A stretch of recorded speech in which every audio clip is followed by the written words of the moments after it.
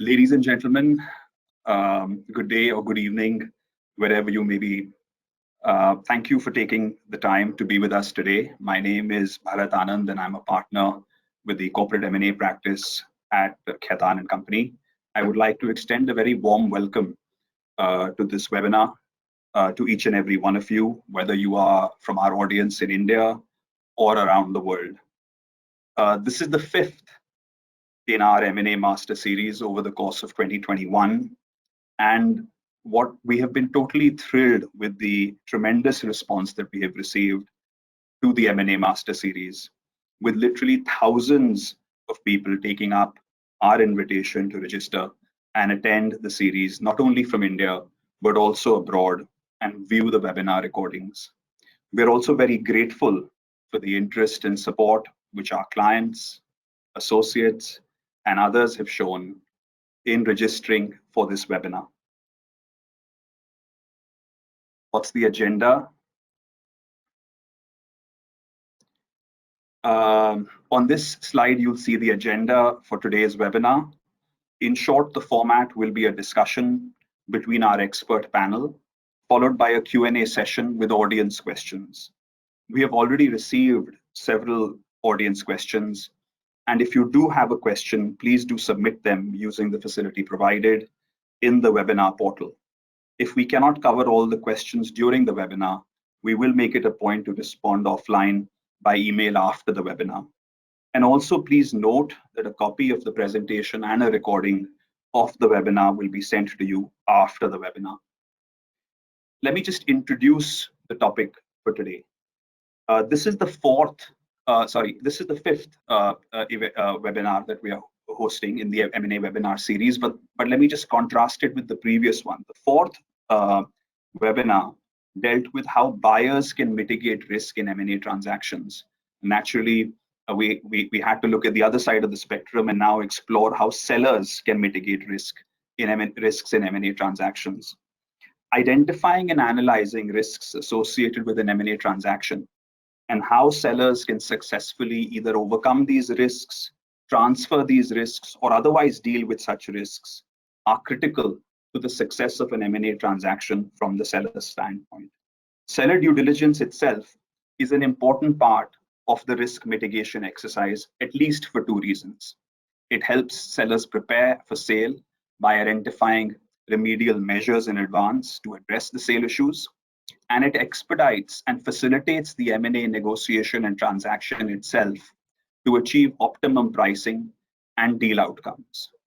While we will touch upon this further during the panel discussions, we have already investigated seller diligence issues in detail in our earlier webinar in this series, and will not be focusing on seller diligence issues today. Additional ways in which sellers can mitigate risk include sharing information with buyers, making complete and accurate disclosures, providing suitable limitations in the documentation on claims against warranties or other liabilities that may come out of the transaction, and of course, keeping an eye on consummating the transaction in a timely manner. Our discussion today of these strategies will be with reference to specific types of risks and how they arise in different contexts in the sale transaction. Let me introduce the panel. Every person who has registered for this webinar today has already received an email with full particulars and credentials of our panel. So I will not spend any time in repeating or summarizing their experience. Suffice it to say that they are all M&A experts with excellent M&A credentials. We are very fortunate to have with us three leading M&A practitioners. We have Gauri Rao, who's General Counsel for Tata Consumer Products. We have Anant Gupta, Managing Director at Kedara Capital. And we have Harish Hulyarkar, an Executive Director with Upward Capital. In addition, I am joined by my fellow Khaitan and Company partners in the corporate M&A team. We have Prasanjit Chakravarti and Nidhi Kelawala, who are both very experienced as M&A lawyers. So let's kick off the panel, and if I can request, we'll move to this mode, make it more conversational. And Gauri, if I could maybe just start with you. In terms of preparation for the sales side process, do sellers just wake up one day and say that, look, we want to sell a particular division or a particular business, or is there some more that goes into preparing for the sales side process? And if there is more by way of preparation, can you shed some light on that? And how does the seller go about it? So thanks, Bharat. I think, just before I dive into the question, I want to thank you and the Khaitan team for organizing this and inviting us. It's a pleasure to be here. And I think that this entire series has been a really good learning experience for a lot of people in the industry and the sector. So thank you for that. Maybe now coming to your question, I wish it was as simple as us waking up one day and deciding we want to sell a business, but I think that would be really bad for a variety of reasons. From a sell side perspective, what's key, and one of our principal driving objectives will be to optimize value. And to optimize value, preparedness is key. That's one of the key things that you need to do to be able to get the best deal value on the sell side of a transaction. So I think to prepare, you probably have a strategy that went over 3 or 4 pillars. And I think the first would be to define what your transaction perimeter is. What are we looking to sell? What is the business? What is the division? What part of it? If it's a company, it's fairly straightforward. But in lots of instances, it's part of a company. So, carving that out, making it independent, putting it in a state that you can sell. After that, I think it's also critical to identify what the deal timing should be. And it's not necessarily a buy side and on opportunistic opportunity that we're looking at. I think from a seller perspective, the company variables. Did we have a good financial performance last year? How is our company doing? Is it a good time for our sector? Is this the time to sell? There are market conditions like COVID, unless it's a distressed sale, do I want to actually sell at this time? And then there are also synergistic opportunities that actually come to a large extent from identifying whether or not you want to be able to sell at this time. And I think in terms of apologies, I think there's someone's phone seems to be, but okay. So just actually carrying on. So I think when it comes to sort of the business and the buy side opportunities, I was talking about whether or not there's synergies in the potential buyers and in the market that you're looking at. And in that case, what I would want to identify is, so what is the market that I'm looking to sell into? What are the strategic players that are in this market, and what are the opportunities that are there? So when I'm looking at that, I would not only look at strategic investors, PE investors, or I'd be looking at who else wants this business, and then I'd be able to drive deal value accordingly by actually seeing what sort of synergies I could play into that. And once I have these parameters or pillars in place, what I would do is devise a team, and that's internal and external. And to a large extent, the internal team has a lot of time pressure. So we would look at really good strategic external counsel to be able to guide us on various things, such as, being creative people, being problem solvers, being people who know the sector and the market that I'm in, to be able to take the deal forward more efficiently. I'd also look at getting, like you mentioned, without going into details, a seller diligence. I need to know what I'm selling, what my risks are, what might arise in the sale process, what the uncertainties might be around that time. And in that case, effectively, I would want to be able to prepare for that by knowing the risks, identifying them, and having a problem for them. Also, anything that comes up later in the process can really impact my value. It can allow for deal uncertainty or a retrade. And I want to make sure that that doesn't happen by being fully on top of the issues. And then the last thing is in terms of structure. So from a seller perspective, I think it's quite important for me to maintain a competitive tension around the deal process. So if, I would want for as long as possible not to have exclusivity. I would want as long as possible to get a sense of the market, what the players are, what the value might be. And so that's why when I'm looking to sell, I would try and devise a process and a structure that would give me a lot of benefits around what the seller leverage could be in that negotiation. Because all M&A is about risk allocation. It's about, just a trade-off between value and what sellers and buyers are willing to do. And that's why I'd want to sort of prepare in a manner that had me armed. And I was, I'm not in the starting off where I knew what my weaknesses are. I'd prepared for them. I'd structured for them. And then I walked through them to be able to get the best deal value. Right. So clearly not just getting up one day and saying you want to sell a business, but no, thank you. You, sort of laid out so many important features of a sale transaction perimeter and the triggers, the team, and really sort of gave us a great funnel in terms of preparing for this process.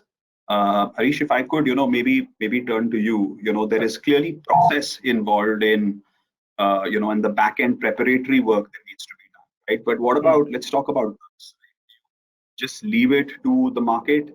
Gauri spoke a little bit about building a competitive tension. Do you just leave it to your banker? Do you, and how does the seller go about doing this, right? Because he obviously risks if he underquotes, there's a value erosion. If he overquotes, people think, look, he's not really serious about the deal.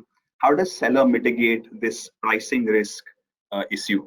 How does he go about it? Sure. Well, thanks, Bharat, and I'll elaborate on some of the points that Gauri made to sort of address that question. So I'll come to your specific question on value maximization. But see, a sale transaction has multiple dimensions to it, right? And value is, or maximizing shareholder value is obviously a very important element of any sale transaction. But often that is not the only objective that the seller may seek to achieve from the transaction, right? A business has multiple stakeholders, shareholders, employees, customers, and a sale impacts all of them. And therefore, I think it's important for the seller to identify what objectives he wants to achieve with respect to each of these stakeholders before embarking on the transaction.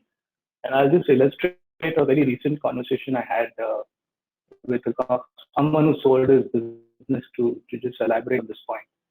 So this was a startup founder who had built a fairly successful software business, and he sold that company recently.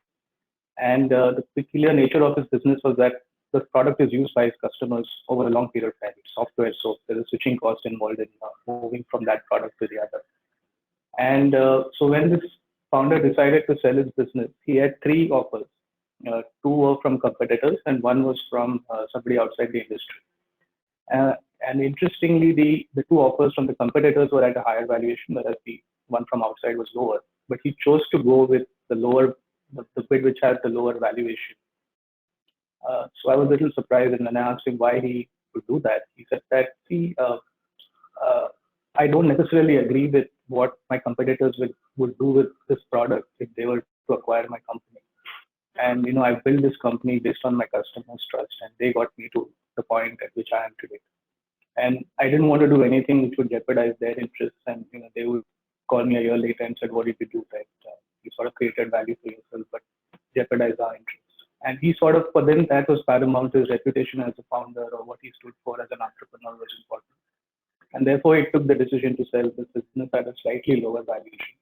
Obviously, that created a conflict with financial investors who were on his cap table, who obviously wanted a maximum valuation. But he was able to get them around and achieve a transaction that met everybody's objectives. So coming back to the question, I think it's important to define, therefore, the outcome that you would like to achieve. That helps you in two ways. One, it helps you decide who should be your target buyer universe, because where will you achieve the objectives in the most optimal manner. And secondly, as you start getting offers, it helps you evaluate the offers against the objectives that you laid out. And then lastly, to value maximization, now obviously it is one of the most important objectives. And I think the key thing for a seller to do, and maybe in conjunction with an advisor, is to define what is the value to a buyer. So if I'm talking to a strategic acquirer, can I put myself in the acquirer's shoes?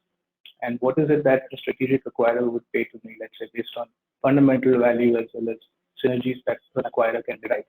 And that becomes sort of the value to a strategic acquirer. If I'm talking to a financial investor, what is the valuation at which he would achieve his IRR threshold?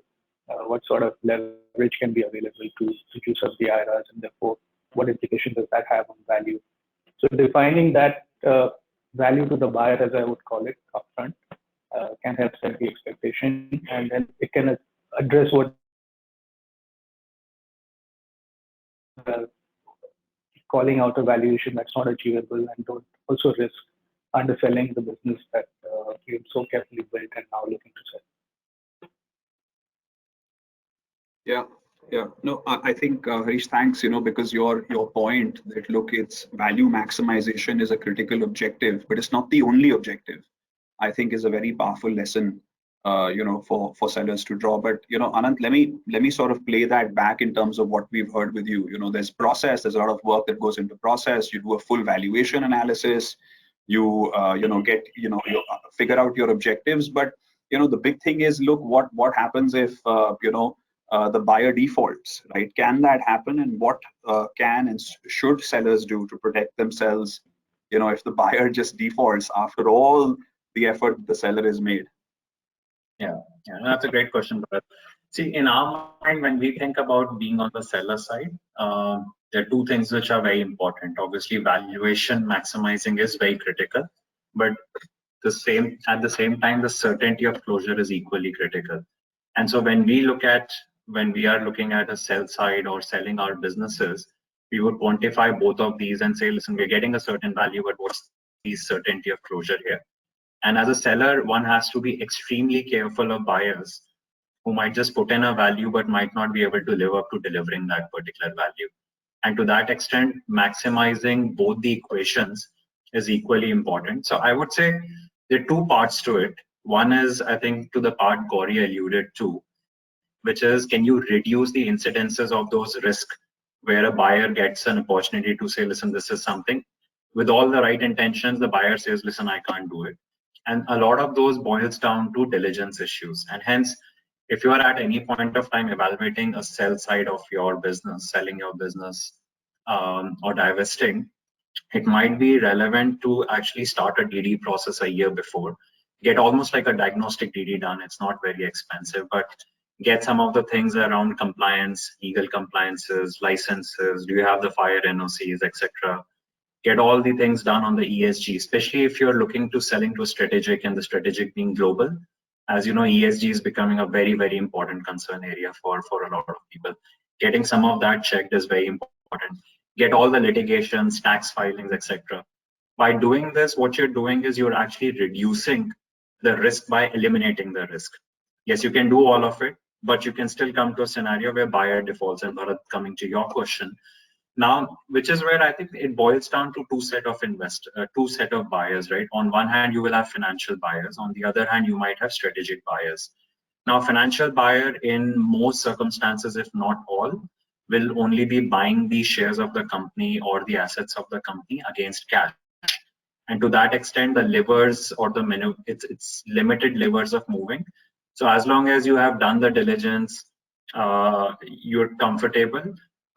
What you can do is you can have a proper documentation.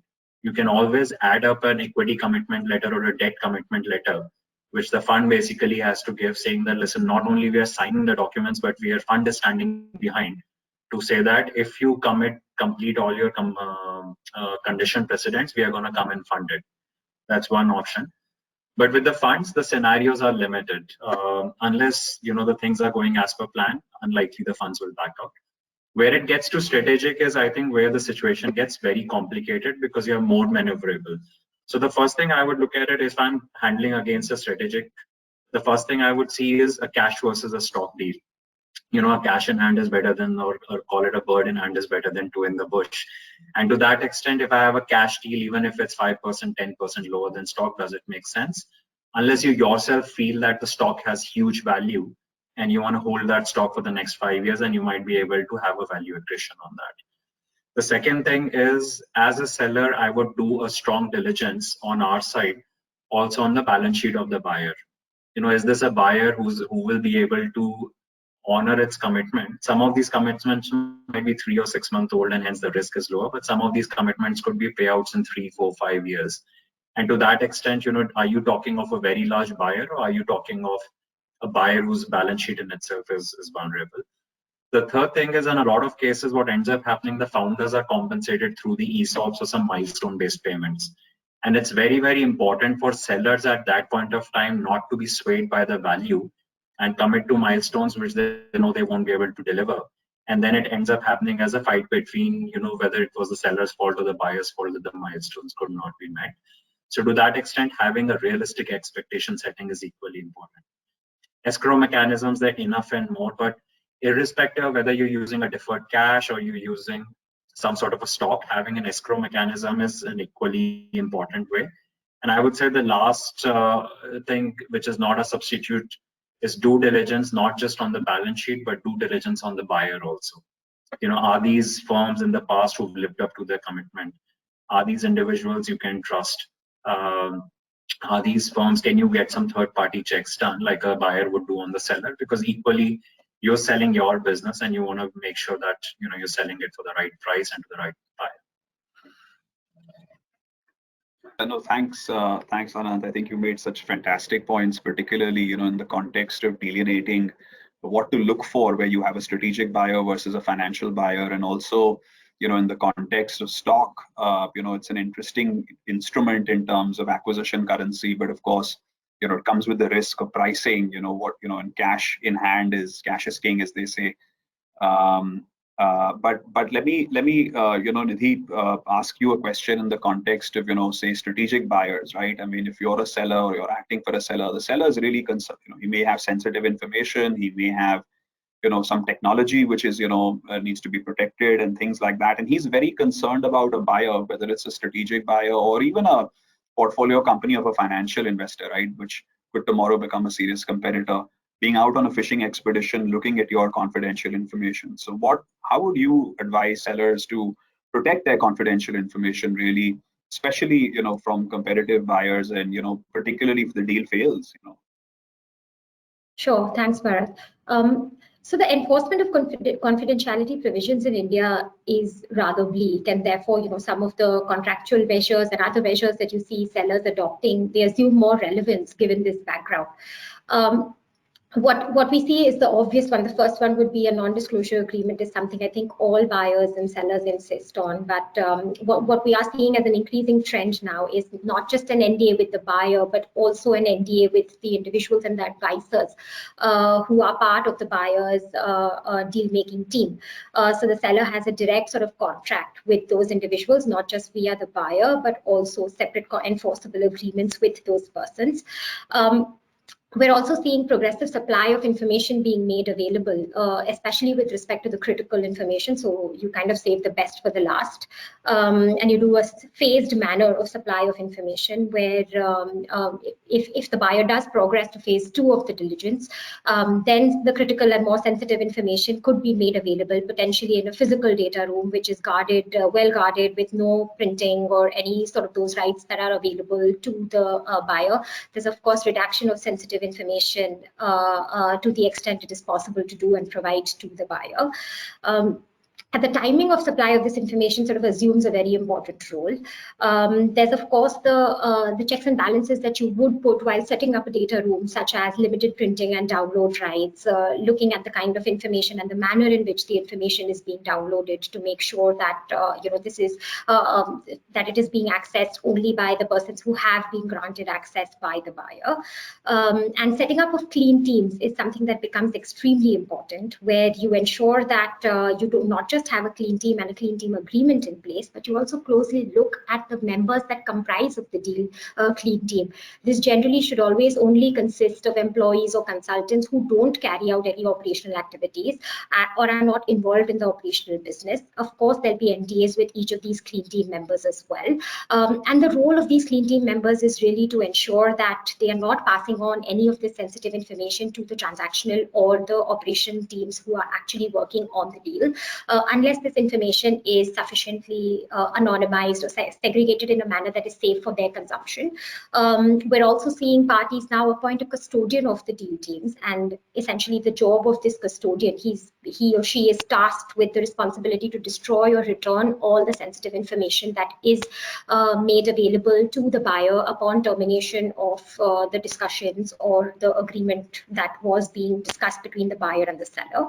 And the individual members who are part of the clean team are also being subject to a cooling off period to make sure that while they have been exposed or been involved with some of this sensitive information, they don't return to roles in the company where they would sort of have, they would be in a position to be able to use the sensitive information that they obtained during their participation in these clean teams. So I think it's a combination of all of the above that we're looking at sellers, that we're seeing sellers adopt to make sure that their sensitive information is adequately protected, especially in case of a strategic or a competitive buyer. Yeah, no, thanks, Nidhi. And I think the point that you make about ensuring that there is a progressive supply of information, and choreographing that in terms of the sales side, the financial advisors, the legal advisors, who makes it to different rounds progressively, and having your whitelist, gray list, blacklist, I think is of information is really critical. And I think that just shows that integrated teamwork, going back to I think Gauri's first point in terms of getting the team right and the prep right and thinking through these issues right up in advance. But Gauri, if I could maybe bring you in here, because say for example, right, we've got all this information out there, there is confidentiality undertakings, and suppose there is an issue which the seller actually informs the buyer. It could be any issue. We spoke about earlier, the sellers need to address problems and figure out how to allocate risk around these types of issues. So what steps do sellers need to take to address these issues that come up during due diligence and during investigations, and how should they go about doing so? Sure. So I think a seller due diligence and a seller run process actually can really hugely boost credibility. So I think from a seller perspective, if there's a seller DD report or in the stage where we're preparing for our diligence, we need to actually get the best teams in place, like Anant was saying, almost about a year into the process, to help us identify these issues and know what they are. I think if you give inaccurate or misleading information in a seller DD report, or you actually use a deal team that is subpar, effectively that just sets your deal back by a really huge amount. So first, you would hope that you're in a situation where nothing's taking you by surprise and it's something that you're aware of. In that case, I mean, it's something that you can either factor in. So if it's a sort of deal discovery, then in a way I would either factor it into my price, or I factor it into a disclosure letter that I give, which will have some sort of impact on the pricing that I would discuss with the seller. But if it's something that comes up in a diligence stage, it's a buyer that has actually discovered something in a diligence stage, or an issue that the buyer has highlighted to me, I think in that case, it would probably be a discussion around who bears the risk and what is the allocation. And then it would go down to things like either, I'm willing to indemnify the party subject to some sort of limitations around it, or I carve out the issue or the problem and I retain it with me. So we had this interesting case actually a few years ago when we were looking to sell a company where we had assets globally. So we had them across Asia, Europe, Africa, and in India. It was a huge deal, and we managed to complete it. We signed the documents, but one of our CPs was that we had a regulator in Africa needed to approve the deal because there was an indirect change of control. And unfortunately for us, there was a political regime change. There was a regulatory and legal regime change that completely overthrew the entire system, and there was no way we were going to get consent for this deal, for the next 2 years. So in that case, it was an issue that came up in diligence and while the deal was in between signing and closing. So we just had to carve it out. We had to create a structure whereby we retained that part of the company. We waited then for the 2 years when the rest of the deal had completed to get that consent to then sell it for a fixed price and a formula around it. But I think those are the various ways. You either indemnify, carve out, or you just decide who bears the risk. Yeah, no, that's a fantastic example of the creative processes of M&A, the M&A universe. It's not straightjacket at all. May I just supplement Gauri with one minor comment? I think Gauri has alluded to diligence, the vendor diligence significance, and I think a lot of sellers who are maybe watching this should be mindful that nowadays we have this tremendous benefit of artificial intelligence, which really makes through sifting through contracts and doing this whole diligence process far more seamless than, let's say, a decade back, when you have to engage a unwieldy bunch of lawyers to really go through all that exercise. So it's really, I think, as we move forward to mitigant tools and all, vendor diligence has become far more easier than let's say half a decade back. That's a minor supplement I wish to make. Thanks, Prasenjit. So Anant, as just taking off from where Gauri left, she's referred to the whole concept of vendor diligence, disclosure, but it sort of seems a little counterintuitive, right, to the uninitiated. So I guess the question to you really is that, why should sellers really be making disclosures and talking about all the bad stuff? And how does this help in risk mitigation, and when and how should sellers go about this whole disclosure exercise? Yeah, so maybe let's just step back a little bit in terms of where the disclosure comes into play. So no matter how much time buyer spends on diligence or the seller diligence report, the buyer is never going to know everything about the business. He's going to spend 2 months, the seller will know everything, and no matter how much work, how many consultant advisors we have, you will never get to know what lies inside the business. And hence, when the buyer does a share purchase agreement, he will basically put in standard representations, which the seller will be giving, saying that, take a case, I'm complying with all the material laws in the business, I'm complying with all the tax compliances, everything is right.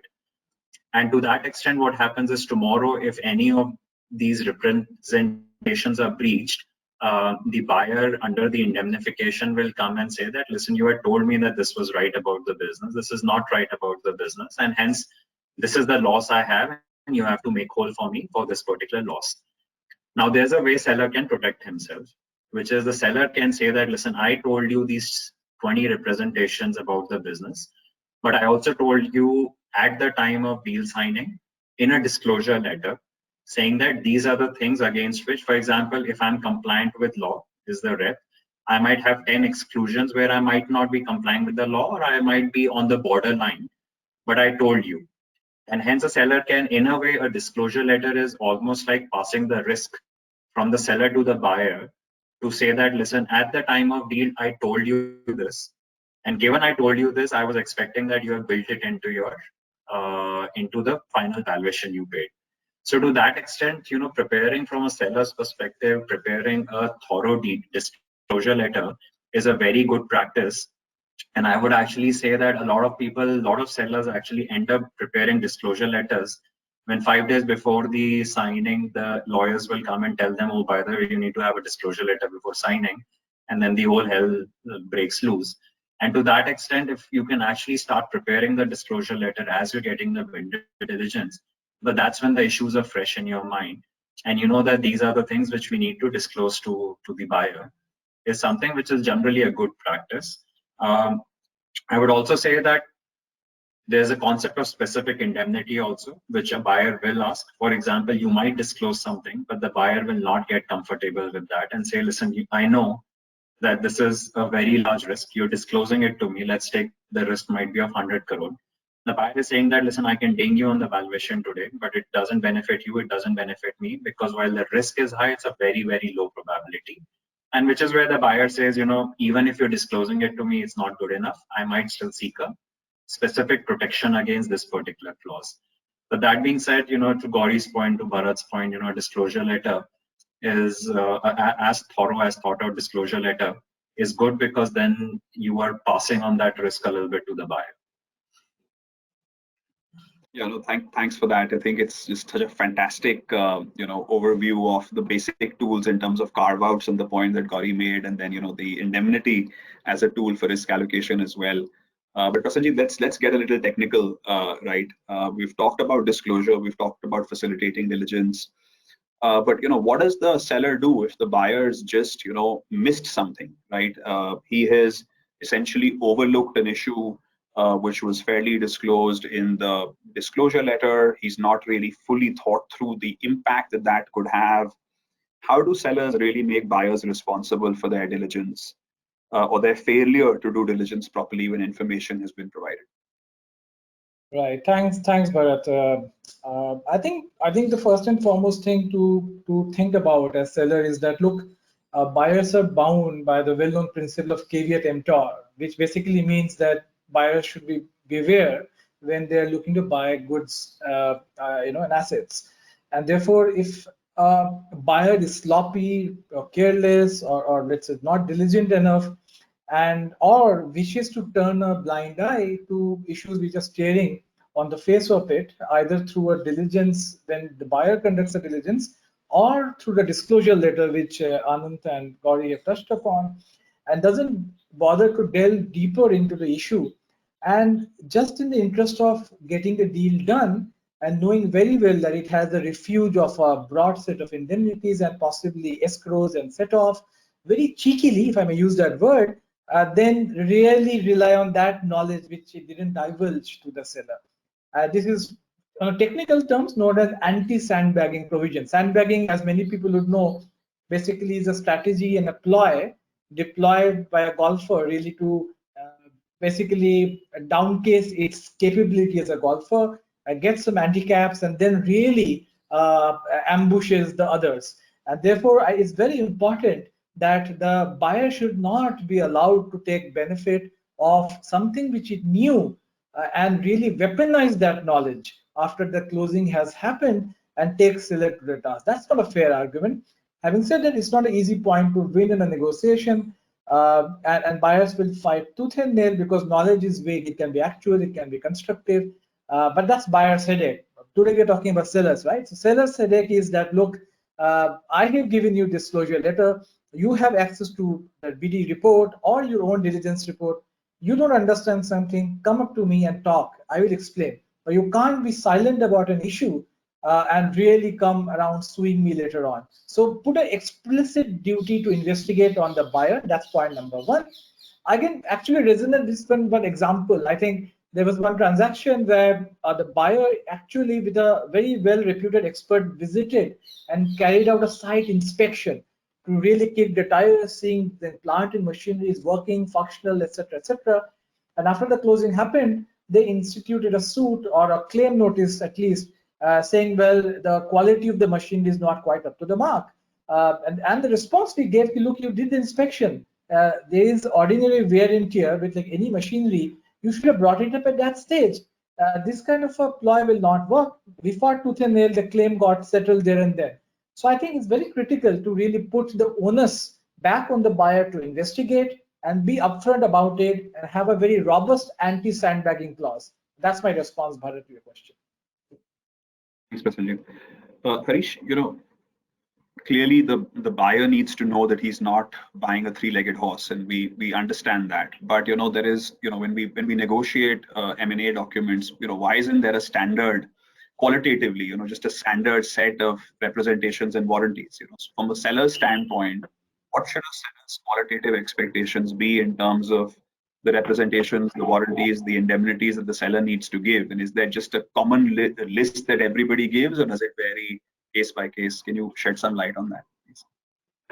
Yeah, I wish there was a common list. I think that would make life much easier. But I think I would echo what Anand said in his response, that see, the buyer has, even if they do diligence, their history with the company is limited to a few weeks or months leading to the transaction, and therefore they would need some assurance that there are no risks or liabilities which they haven't factored in their valuation, which will come and hit them post-transaction. And that answer in most cases will not be, it will always be case specific. And therefore the reps and warranties will also therefore be fairly case specific. But at least in the Indian context, I think what I can see is we can divide the universe of transactions into, let's say, private companies, public companies, and then let's say special situations like transactions under the IBC, and think of reps and warranties under each of these buckets. So in private companies, the reps and warranties tend to be fairly detailed. So the seller would be expected to rep not just to the title of the shares and ability to transact the shares. So that those reps and warranties relate to the seller, but also reps and warranties related to the company in terms of its operations, compliance with law, compliance with taxes, etc. And then the reps will also be fairly detailed. For example, all the assets are in working condition, or all the insurance covers have been taken. So only somebody who is truly in control of the business and operations would be able to give those representations and warranties with some confidence. So that is what we see in the private transactions world, where the owners and founders tend to be deeply in control of their operations or businesses. When it comes to public companies, it's slightly different, because as per Indian securities laws, any material price sensitive information has to be made available to all the shareholders. So theoretically, whatever is to be known about a company, public company, which is material and price sensitive, should be there in the public domain. So in theory, if there's a promoter who owns a controlling stake, could take a position that I will only give reps and warranties related to my shares and my title and my ability to transact the shares, but not give any reps and warranties related to the company, because sort of whatever information is there is already in the public domain. I'm sure all of you must have had experiences on that. But in general, I feel like the market practice is not the other extreme, that you don't give any reps related to the company, but they tend to be more limited versus what a seller may give in a private context. So you may give overall reps around compliance with law or no material liabilities, etc., but may not drill down at a granular level in terms of at asset level or at an operations level. But I think a reasonable position for the seller to take is that if there were to be a breach related to a company level warranty, your liability or indemnity could be restricted to the loss that you suffer because of my ownership. So if I'm 50% owner, I'm not going to pay 100% of the loss. I think that may be a reasonable position to take from a seller's perspective. And then the third bucket would be, as I said, IBC or specific transactions where there are no reps and warranties because counterparty is a committee of creditors and the buyer will just have to factor that into the valuation and take that risk.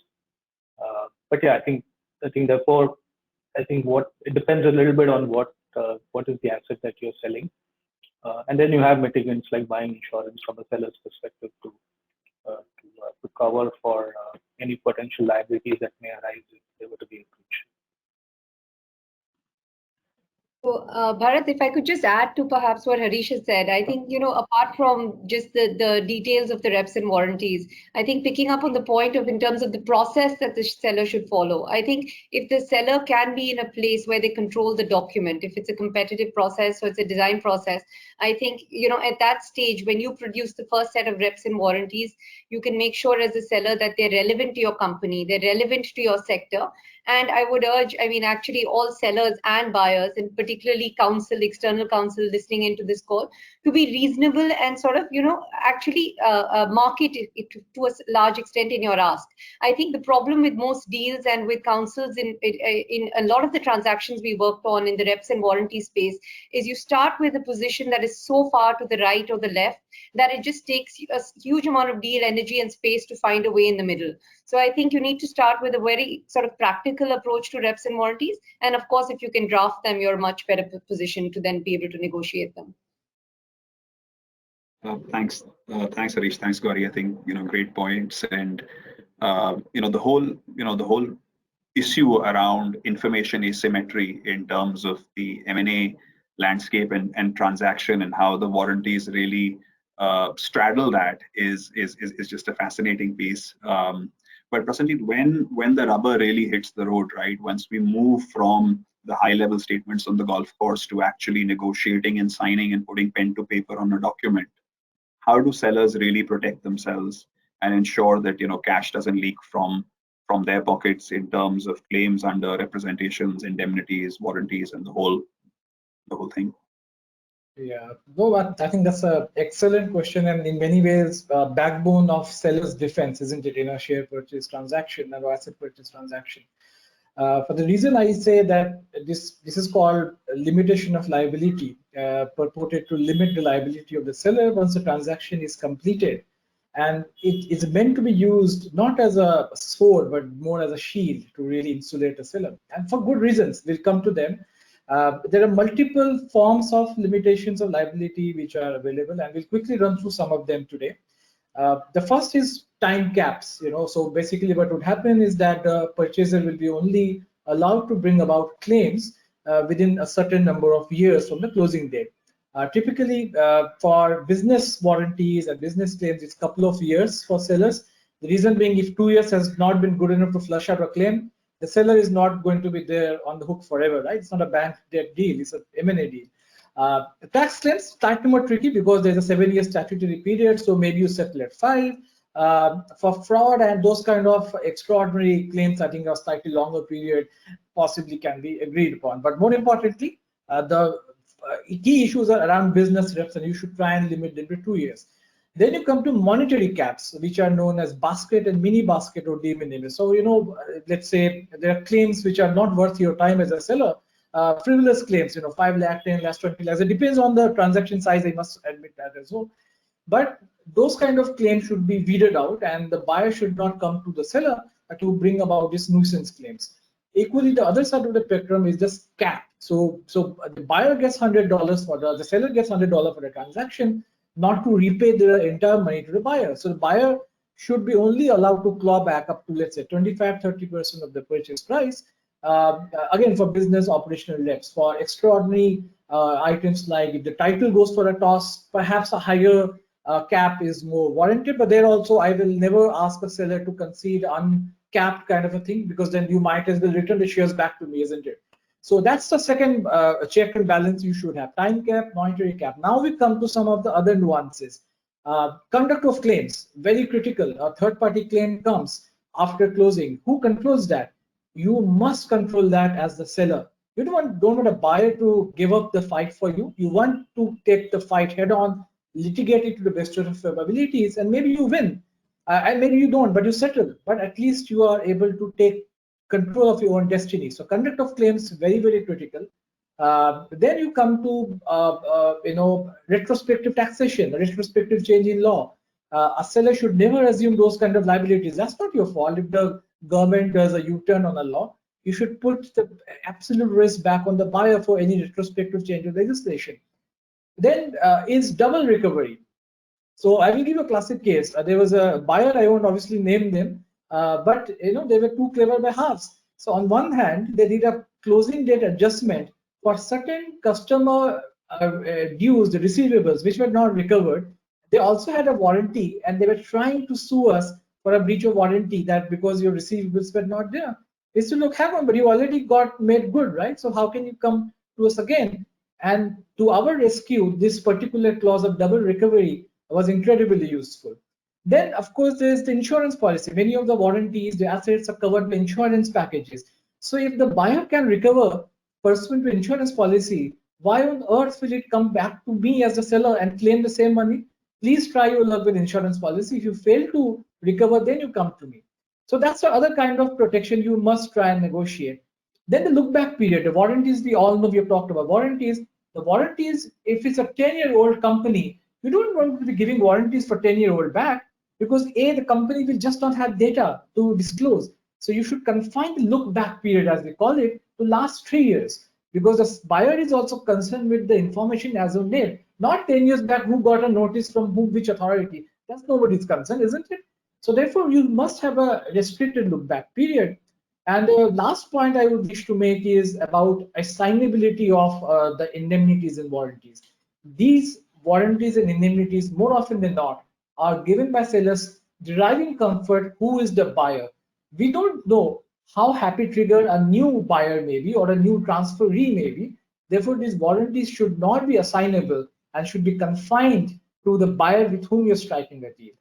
I think these are, and of course, the last is the disclosure, which we have talked earlier in this. I think always have a robust set of disclosures, disclose as extensively as you can. It helps to really dilute your risk in which the buyer may really try and institute a suit against.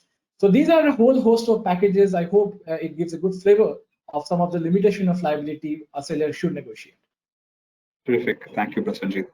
On limiting liability, I want to show a short video from Mandira Gupta, Vice President, Private Equity and M&A Services at Marsh India Insurance Brokers, on sales side liability, sales side warranty and indemnity insurance in Indian M&A transactions. Can we please play the video? A sales-side W&I insurance is an M&A transaction-specific insurance policy where the insured is the seller or the warrantor in the SPA. It provides coverage in the event that the buyer sues the seller for a breach of warranty or indemnity provided in the SPA. Therefore, the policy provides coverage up to the indemnification period provided in the SPA plus defense cost. And we cannot have a sell-side policy that goes above and beyond what is agreed in the SPA, both in terms of the survival periods and the indemnity caps. Also, unlike a buy-side policy that provides coverage for seller fraud, a sell-side W&I policy doesn't cover fraud because the insured is the seller itself. A sell-side policy is a policy of indemnity and is used when the seller has provided indemnity in the SPA, such that the policy is structured back-to-back with the indemnification package provided in the SPA. Therefore, the seller will retain liability under the terms of the SPA and remain liable for any breach that is not covered by the insurance policy. We have seen it typically being used by individual sellers or corporates when they're selling the subsidiaries who have provided adequate indemnity to the buyer but is backstopping the indemnity with a sell-side insurance policy in case the buyer sues them for loss due to breach of warranties or indemnities in the SPA. The cost of both sell-side II insurance is the same as a buy-side insurance in all jurisdictions, including India. II premium in India tends to be around 2% of the policy limit as a one-time premium for a 7-year policy. The policy limit is decided by the client just the same way an indemnity would be decided in the SPA. Typically, average policy limit for Indian transaction is 20 to 30% of the deal value. As long as the insurance limit being required is USD $8 to $10 million, the product is commercially viable. One of the prerequisites of a sell-side policy is that since the insured is the seller, they need to be in existence for the life of the policy. Additionally, in incidence of a claim under the policy, the insurer will require that the seller or the warrantor will be available to assist them in the defense of the claim.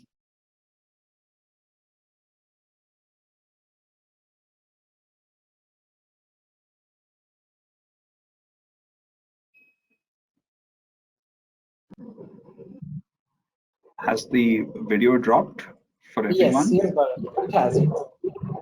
Yeah. Okay. We'll see if we can play that later, or at least send it with the telecast that we share with everyone, so that people have the benefit of the full video from Mandira. But Nidhi, if I could turn to you and just keeping one eye on the clock in terms of getting a proper Q&A session as well done. We've talked about reps and warranties, and we've talked about what happens if things prospectively go wrong, right? And the role that reps and warranties play at that point in time. But if you're selling a company and you actually know that something is wrong, there is an actual litigation, there is an actual claim, how can sellers deal with these existing claims, existing litigations, which will continue with the business because of the nature of the claim? Can you just maybe talk about that? Sure. So there are broadly two options to consider in this scenario. One is where the liability will remain with the target and the buyer assumes responsibility. And the second is where the liability is assumed by the seller. The first one, where the liability remains with the target, this will of course be factored into the transaction pricing, like Gauri was alluding in her response as well. The manner in which, of course, these claims will be valued can get tricky because this will be based on an estimate, and the buyer and the seller could be at different ends of the spectrum. There could also often be a standoff on this issue because the seller will be too bullish and the buyer will be too conservative in the manner in which they will value this claim, often as a result of the information asymmetry that will exist with respect to the manner in which this claim should be valued. So for all the sellers on the call, one of the options that we've seen parties sort of look at in such a scenario is to bring in an independent expert to value the claim and assess the risk. So that at least that the independent expert's opinion influences the approach of both the sides and brings them closer in their evaluation of how they should value this risk, if at all. And depending on the nature of the dispute, of course, who the expert should be will have to be decided at the relevant time. Where the parties are unable to agree on what the valuation should be with respect to such a liability, then the seller would be best placed to deal with this post-closing as well. And these claims would then be dealt with in the second bucket, as I had mentioned, which is where the seller continues to remain liable for the liability post-closing. This will be achieved in a manner where the seller will indemnify the buyer only if the liability were to crystallize. As Prasenjit mentioned in his response as well, in this situation, the seller takes this on head-on, where the seller will want to be in control of the proceedings from the get-go, and therefore the buyer will be contractually mandated to make sure that the seller is made aware of every correspondence related to that liability, and the seller is the one who takes care of this at his or her own cost. And they will be the ones who retain control over the claim, and a buyer will not be allowed to deal with this claim in any manner without seeking consent of the seller. Buyer will, of course, and buyer should cooperate to provide all support and assistance that the seller would require. And of course, if the seller is unable to successfully defend this claim, then it could result in an indemnity payable by the seller to the buyer. In these situations, buyer may propose an indemnity escrow or in certain situations, even a holdback of the purchase consideration or a portion thereof. Seller in this case would obviously push back on this and should push back on it. But if an indemnity escrow is to be considered, at the very least, the seller should insist that the indemnity escrow is the sole recourse that the buyer would have in such a scenario. Very helpful, and particularly the moral hazard if the buyer has the right to settle post-closing, right? But that's a great point.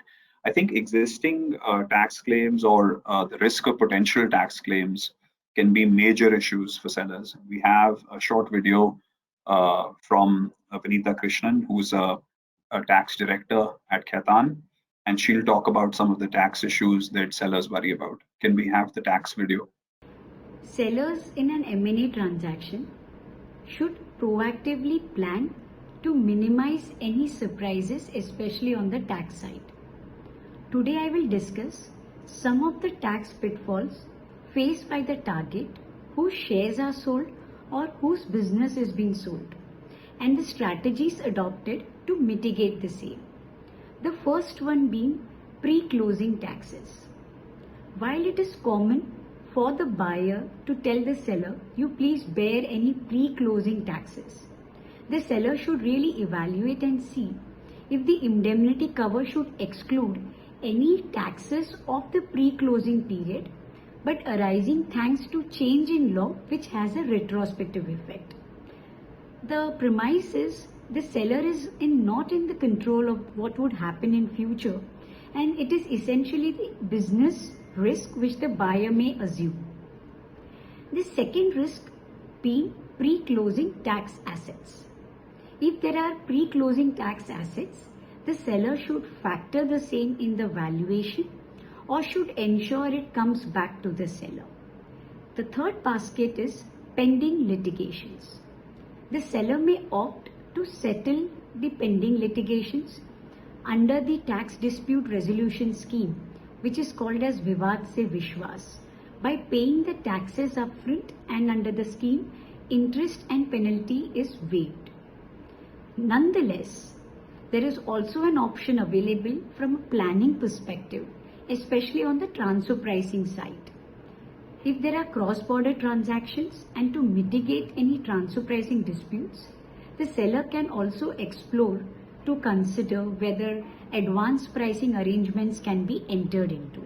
It also has a rollback period of 4 years. The fourth category is, apart from indemnity, at times the buyer may say, I would want to have an escrow or go for a valuation adjustment. This is very relevant, say for an example where the seller says, my business is eligible for a tax holiday benefit, whereas the buyer has a different view. So what should be the effective tax rate to be considered in tax modeling is being debated. In those cases, if the seller agrees to give an escrow, the seller should carefully see what should be the terms of escrow and when it will be released to the seller. The next benefit or the next kind of protection can be a tax insurance, where the seller can give a R&W insurance to the buyer. There may be exclusions such as transfer pricing, so it should be carefully evaluated. To sum up, it is very important that the seller has a future-looking mindset so as to preempt any tax issues which may crop up. Hope this is useful. You know, I was speaking to my dispute resolution partner, Kinshuk Banerjee, and he made a very interesting comment in the context of M&A transactions, talking about structuring the dispute resolution mechanism. And I had never, heard of that phrase. So here's a short video from Kinshuk explaining how to think strategically in structuring the dispute resolution mechanism. Can we have the video, please? M&A transactions can generate all kinds of disputes, but the most common ones relate to breach of representations and warranties. Price adjustment disputes are common, and most recently we've had, especially in the backdrop of the pandemic, we've had invocation of MAC clauses too, especially by buyers looking to walk out of a deal before closing. Now, one effective way to mitigate a seller's risk in an M&A transaction, especially in the context of these disputes, is to have in place a robust dispute resolution mechanism. As we all know, arbitration is by far the most preferred dispute resolution mechanism, and for good reasons. It is speedy, it is private and confidential. If managed well, it is cost effective, and finally, parties are more in control over the process than they would be in the case of a litigation in court. But for your arbitration to be effective, for your arbitral award to be enforceable, you must have a good arbitration clause in your contract. It should be a well-drafted arbitration clause, and it must contain the basics. For me, those basics are 5 elements. One, it must set out very clearly, the clause must set out very clearly what its scope and coverage is. 2, it must set out what the seat of the arbitration is. 3, what is the law governing the arbitration agreement. 4, do you want your arbitration to be institutional or ad hoc? I prefer the former, some others prefer ad hoc arbitration. And finally, what is the mode and manner of constitution of the arbitral tribunal? These are 5 elements that must go into an arbitration clause. But arbitration is not the only mode of dispute resolution. There are other alternate dispute resolution mechanisms as well. For instance, pre-arbitral conciliation and mediation is an effective form of dispute resolution. It can be very effective in the context of an M&A transaction. But for me, the standout dispute resolution mechanism in the context of an M&A transaction would be the expert determination process. Now, an expert determination process would be most effective and useful where your differences and disputes are factual in nature or technical in nature as opposed to legal disputes. In these scenarios, an expert determination process would be very, very effective. But for it to work, a couple of things need to be noted. One, it's important that the parties agree to contractually bind themselves to the outcome of the expert determination process. Secondly, your clause, the expert determination clause, should provide if and to what extent an arbitral tribunal can review the decision of an expert. Some other key elements that must go into an expert determination clause relate to the procedural aspects, the powers and duties of the expert, provisions around disclosure of documents, submissions, the number of hearings, and like an arbitration, you can also select institutions to administer the expert determination process. Ultimately, what dispute resolution mechanism you select will depend on the nature of dispute or the kind of dispute that may arise. But in my opinion, a good combination of arbitration, pre-arbitral conciliation, mediation, and an expert determination process would make for a good recipe to mitigate a seller's risk in an M&A transaction. Thank you for listening in, and I hope you find this video helpful. Okay, we've got some fantastic questions from the audience, so I'm going to turn to those. I'd request the panel, I'll put the questions to particular panelists, but if other panelists want to add anything, please feel free to chime in. The first question I'd like to actually put to the, to the financial experts that we have, in that sense on the panel, both Harish and Anand. One of the questions, and there are 2 questions, but I'll combine them. Isn't stock better than cash? There's potential for value increasing in the future. So, it's very interesting. And I'll sort of dovetail that with another one. When a seller is thinking about a sale, how should they evaluate an earn-out provision? What are the pitfalls for a seller? We could have probably an entire webinar on both those topics, but love to hear your thoughts. Yeah, I think, I agree, but this is a question on which you can spend hours discussing. Is stock better than cash? Is cash better than stock? It's very situation dependent. And it also depends on what your comfort level to the stock which you're going to hold for the next couple of years is. Let me give you one example which will probably make you understand. So see, cash, the benefit is the cash is in your hand. Yes, you can then invest it the way you want and grow that value. With stock, if you have a very, very credible stock, on the other hand, it's as good as and if it's a listed stock, it's as good as a cash in hand. However, there might be instances where, let's assume you were getting a $300 million cash deal and someone came and said, I'm going to pay you a $400 million for this transaction, but I'm going to pay you all stock. And, in some of these scenarios we have seen, especially in the consumer tech, where companies have grown very rapidly, but some companies have not continued to grow and also ended. And we've seen multiple scenarios where an acquirer came, offered stock to the acquisition target, and a year or 2 years later, that acquirer himself basically got down and got sold for not more than a couple of tens of million. And to that extent, the stock which you're holding, you could have gotten maybe a $300 million cash, but you might end up with $20 million of just, stock or eventually. So to that extent, it's a question which is worth evaluating. Also, there's a tax angle to that. Obviously, the moment you have cash in hand, there's a the tax which will be going out. You have a stock, and if it's a listed market stock, you can sell it in the market. The tax burden would be much lower in that. So it's a really long debate topic, but very situation dependent. On the second one, I think Bharat, your question was more around earnout, right? How to think about earnout? Yeah. See, I think on the earnout, and a lot of, especially in the startup environment, we see the earnout structures being very common, where a larger company will come and acquire a smaller company, will say that, listen, I'm going to give you ESOP or some sort of a mileage or an earnout based.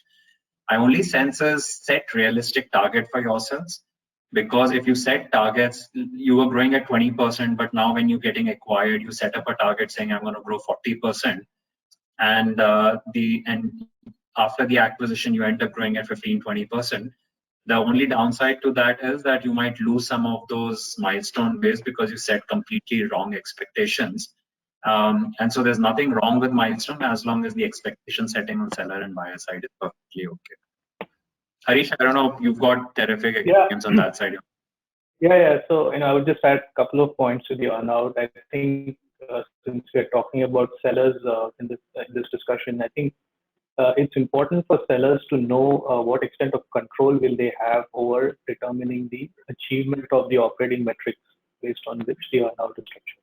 So if my payout is going to be linked to revenue or profits or whatever that metric may be, the buyer is going to have control over how the business is run. Then obviously I'm not going to achieve those metrics. So I think it's important to have a very clear understanding on what rights go along with the earnout. The second point I would make is that there are also tax implications around earnouts. So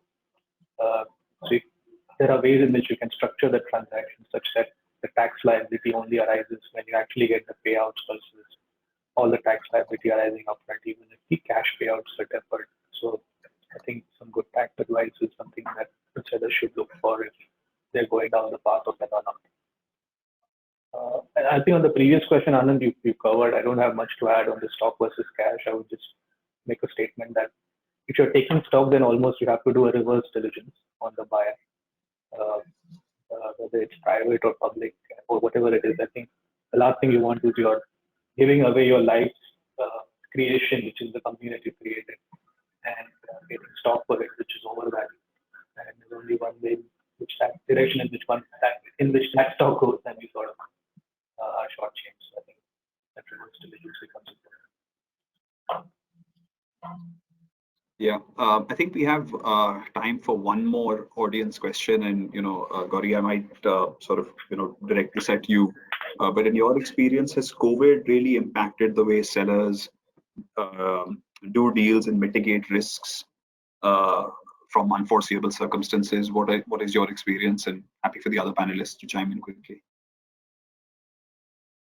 Thanks, Bharat. So I think COVID has definitely impacted deals. I think what it's primarily done is in a business environment and in an M&A environment, from my perspective and a corporate perspective, it's increased the deal uncertainty in lots of ways. You would have standard clauses in an M&A transaction and an SPA, let's say about 2 years ago, that nobody really considered too much, such as the material adverse change clause. And when you'd ask lawyers if it's ever been invoked, they would laugh and say, nobody has ever successfully invoked this clause in like the last 10 years or anywhere in the English courts.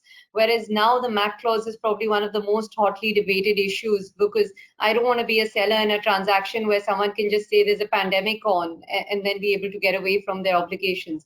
So I think from a seller perspective, I would push back. Deal certainty is key to me, and I try and do it through two ways. One is a very tight MAC, if at all. Second is very short list of CPs and tight timelines to completion. And then maybe also just picking up on what Anand and Harish were talking about in terms of the earnout. So I think there are lots of structures that are going through even now in transactions where there are earnouts, but there's so much uncertainty about how business will be impacted. So I don't think any operating company can actually foresee, their deliverables, their returns, their revenues for a certain period. So I think when sellers are putting those targets in for themselves, some sort of flexibility in terms of how they navigate, third waves or fourth waves would be helpful. Yeah, thank you, Gauri. That's very helpful. Can I, Prasanjit, ask you to give us 3 takeaways from today's webinar that the audience should really focus on? Yeah, thanks, Bharat. I think I'm mindful of the time. I will have to really, on my bike to complete this. A lot of important points being made by all our esteemed guests. I think if I have to categorize them in 3 buckets, the first one, without a doubt, all of us, agree, is the planning, the internal planning. The first step really know the objective. Why are you looking to sell? And once you know that objective, then you do a diligence exercise. But that's really will flush out any deficiencies which your company has, any ailments. Once you know those ailments, deficiencies, next step is to action them. Either you take a mitigant step, either you try to fix the issue. And if you think that this will really is a cancer, you may want to really chop off the arm so that it doesn't dilute your price when you go to the buyer. So all those things and decisions will have to be taken, brainstorming has to be done, which can only be done once you do a thorough examination, which is in the form of diligence. After having done this internal exercise, next stage is to really go to the buyer. And when you talk to the buyer, get into the definitive agreement phase, that is when the actual mitigation tools come into play. As we've seen during this webinar, there are several types of mitigant tools which are possible. And I can clearly bifurcate in 3 buckets. One is pre-closing. When you sign up a term sheet, the diligence is going, there's a definitive agreement. You want the buyer not to really casually invoke a MAC clause and walk away, or therefore you must have a reverse break fee construct if required to keep the buyer on its toes. That's one protection. Second protection is, for example, your confidentiality. Like Nidhi mentioned, you must have a progressive approach to sharing confidential data, have ironclad agreements in place so that the competitor who is really acting smart doesn't misuse the confidential information. Then you have closing adjustment clauses. There could be a difference of view, and therefore you must have an expert determination provision there, because that's not a forte of arbitrator. It's more of a commercial issue which is there, whether it is a working capital or cash misalignment, miscalculation. That's another mitigant. And then, of course, a whole host of protection post-closing, which is your disclosure letter and the plethora of options which I mentioned, right from your monetary caps, time caps, so on and so forth, which I will not repeat for the sake of brevity. Lastly, is the point around modern solutions. M&A is an evolving process. 10 years back, deals were done in a very different manner from now than today, with the advent of vendor diligence, with the advent of virtual data room, tax insurance, warranty insurance package, and artificial intelligence. All of this one should be aware of, and not only aware of, but embrace them with both hands. And that is how you will be able to do a thorough, proper, efficient due diligence. I hope it's successful. Over to you, Bharat. Thank you very much.